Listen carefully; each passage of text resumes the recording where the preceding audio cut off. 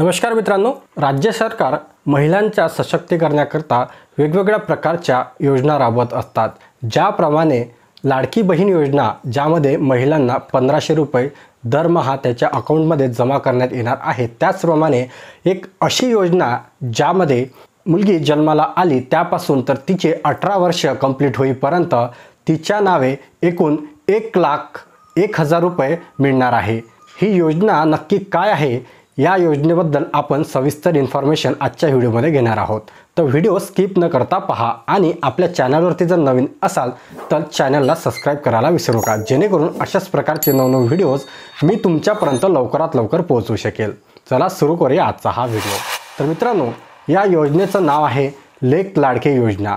तर मुलगी जन्माला आल्याबरोबर तिच्या नावे 5,000 रुपये या योजनेद्वारे देण्यात येते आणि त्यानंतर मुलगी 4थ्या वर्गामध्ये गेल्यानंतर तिच्या अकाउंटला 6,000 रुपये, 6वीत गेल्यानंतर 7,000 रुपये आणि 7वीत गेल्यानंतर 8,000 रुपये असे टप्प्याटप्प्याने त्या मुलीला देण्यात येते आणि मुलगी 18 वर्षाची कंप्लीट झाल्यानंतर तिची जे उरलेली रक्कम आहे 75,000 रुपये हे तिच्या अकाउंटला जमा करण्यात येते।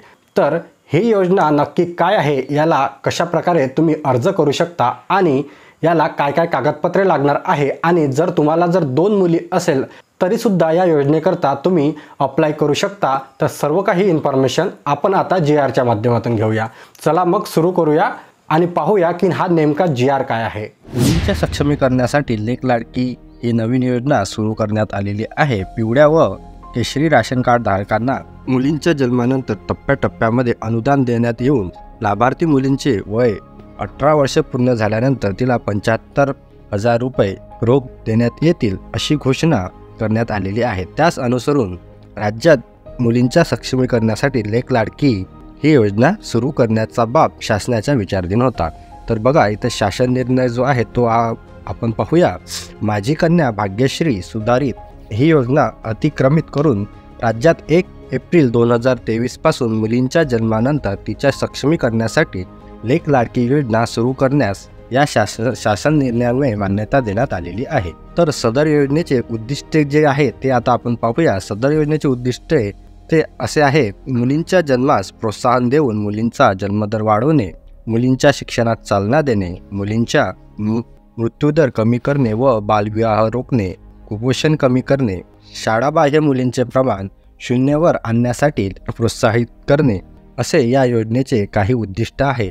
तर सदर योजनेकरता काही अटी व शर्ती सुद्धा आहेत, तर त्या कशा आहेत त्या सुद्धा आपण पाहूया।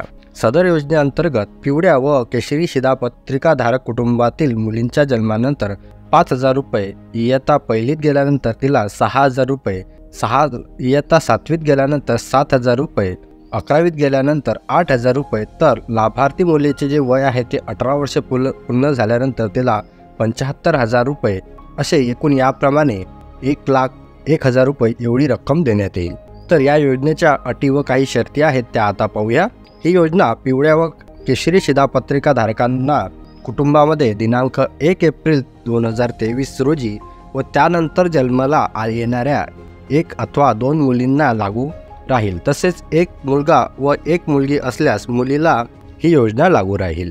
पहिल्या अपत्याच्या 3ऱ्या हप्त्यासाठी व दुसऱ्या अपत्याच्या 2ऱ्या हप्त्यासाठी अर्ज सादर करतेवेळी माता पिताने कुटुंब नियोजन प्रमाणपत्र सादर करणे अनिवार्य राहील।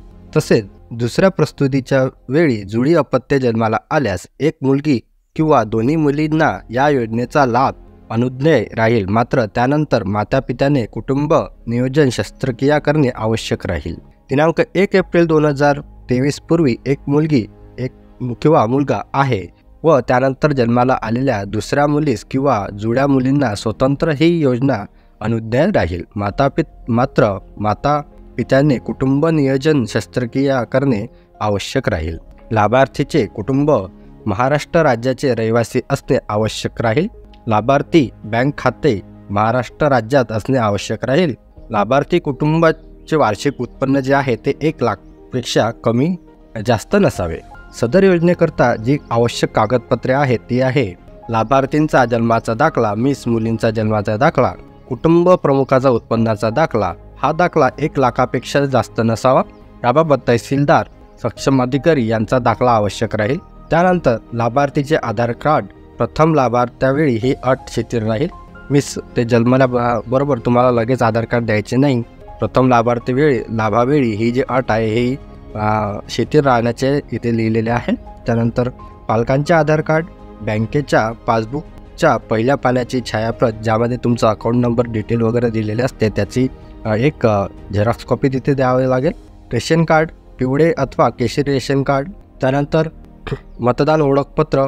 शेवटच्या लाभाकरता मुलींचे 18 वर्षे पूर्ण झाल्यानंतर मुलीचे मतदान यादीत नाव आल्याचा दाखला.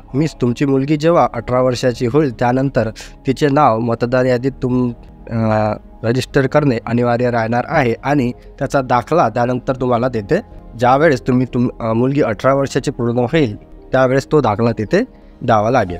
संबंधित टप्प्यावरील लाभाकरता शिक्षण घेत असल्याबाबतचा संबंधित शाळेचा दाखला बोनाफाईड द्यावे लागेल. जसे तुम्ही पहिली वर्गात गेल्यानंतर, 5वी वर्गात गेल्यानंतर, 6वी इयत्तेमध्ये गेल्यानंतर लाभ घ्याल तशा प्रकारे तुम्हाला बोनाफाईड तिथे द्यावे लागणार आहे. कुटुंब नियोजन शस्त्रक्रिया प्रमाणपत्र.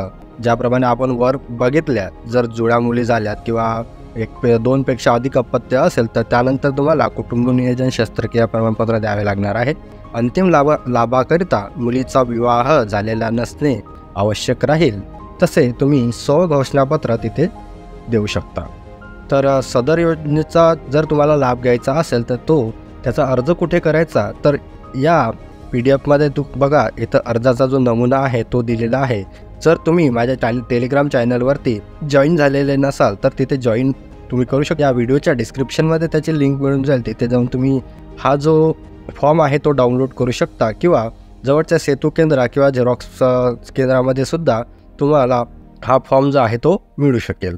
तर तुम्हाला हा सदर फॉर्म जो आहे हा फॉर्म पूर्णपणे व्यवस्थित भरायचा आहे. लाभार्थ्याचे नाव, आधार क्रमांक, पालकांचे वगैरे नाव आणि तुमचा पत्ता वगैरे सगळं डिटेल जे आहे ते भरायचं आहे. आणि जे कागदपत्र मी तुम्हाला सांगितलेले आहे ते सर्व कागदपत्रांच्या झेरॉक्स कॉपी आणि जे ओरिजिनल लागते ज्याला लाभार्थ्याचा जन्म दाखला वगैरे म्हणतो, उत्पन्नाचा दाखला, ते सगळे डॉक्युमेंट तुम्हाला जोडून तुम्हाला जवळच्या अंगणवाडी केंद्रामध्ये जाऊन तो फॉर्म जो आहे तिथली पर्यवेक्षिका किंवा मुख्य सेविकांना नेऊन द्यायचा आहे. त्यानंतर ते तुमचा फॉर्म जो आहे ते ऑनलाईन पद्धतीने सादर करेल. आणि जर तुम्ही ग्रामीण भागात असाल तर अंगणवाडी सेविका किंवा पर्यवेक्षिकेकडे तुम्ही फॉर्म देऊ शकता. आणि जर तुम्ही नागरी भागामध्ये असाल तर शहरी भागामध्ये असाल तर तेथील अंगणवाडी सेविका किंवा मुख्य सेविकाकडे हा जो फॉर्म आहे तो व्यवस्थितपणे भरून त्यांच्याकडे सादर करू शकता.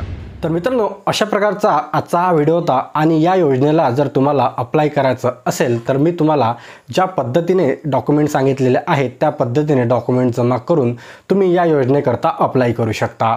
आणि या व्यतिरिक्त जर तुम्हाला आणखी काही प्रश्न असतील तर मला तुम्ही कमेंट बॉक्समध्ये विचारू शकता.